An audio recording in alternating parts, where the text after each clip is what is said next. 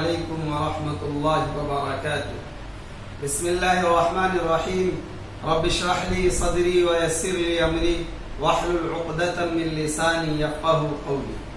جزا اللہ عنا محمدا ما هو اہلہ صلی اللہ تعالی علیہ وسلم۔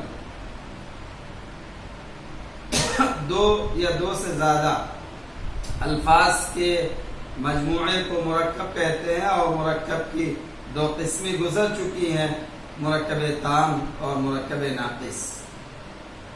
آج میرا 7واں سبق ہے جملے فعلیہ بشکل فاعل اسم ظاہر و فاعل اسم ضمیر۔ جملے فعلیہ اس مرکب تام جملے مفیدہ کو کہتے ہیں جس کی ابتدا، جس کی شروعات فعل سے ہو۔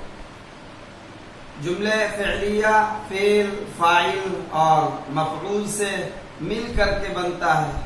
فاعل ہمیشہ مرفوع ہوتا ہے اور مفعول بھی ہمیشہ منصوب ہوا کرتا ہے۔ فاعل اگر اسم ظاہر ہو تو فعل ہمیشہ واحد آتا ہے، اور فاعل اگر اسم ضمیر ہو تو پھر فعل اس کے مطابق آتا ہے۔ آئیے آج کے اس 7ویں سبق کو مثالوں کے ذریعے سمجھنے کی کوشش کرتے ہیں۔ الدرس السابع، 7واں سبق، جملے فعلیہ بشکل فاعل اسم ظاہر و فاعل اسم ضمیر۔ قرأ اخو سعید الصغیر الکتاب۔ یہ قرأ فعل ہے، اخو مضاف، سعید مضاف الیہ۔ مضاف اپنے مضاف الیہ سے مل کر کے موصوف، الصغیر اخو کی صفت، موصوف اپنی صفت سے مل کر کے فاعل اسم ظاہر۔ اگر یہاں پر تثنیہ ہو یا جمع ہو پھر بھی فعل واحد ہی آئے گا، کیونکہ یہ فاعل اسم ظاہر ہے۔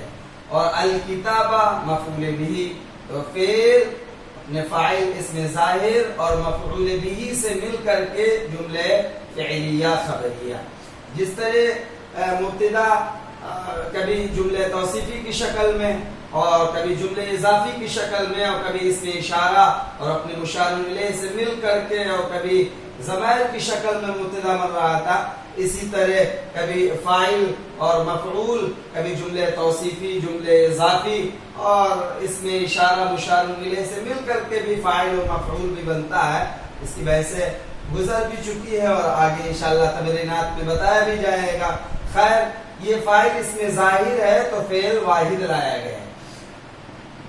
جملے فعلیہ خبریہ ہوا، ولد الفلاح المجتہد یزرع القمح۔ ولد مضاف، الفلاح موصوف، المجتہد صفت، موصوف اپنی صفت سے مل کر کے مضاف الیہ بنا اپنے مضاف کا، مضاف اپنے مضاف الیہ سے مل کر کے مبتدا بنا، کیونکہ اس کی شروعات اسم سے ہو رہی ہے، اس لیے اس کو جملے اسمیہ کہا جائے گا۔ اب یزرع القمح یہ خبر بن رہی ہے مبتدا کی، یزرع فعل، اس کے اندر ضمیر ہوا فاعل، القمح مفعول بھی، فعل فاعل مفعول بھی سے مل کر کے جملے فعلیہ خبریہ ہوا۔ جملے فعلیہ خبریہ ہو کر کے پھر یہ مبتدا کی خبر بنی، مبتدا اپنی خبر سے مل کر کے جملے اسمیہ خبریہ۔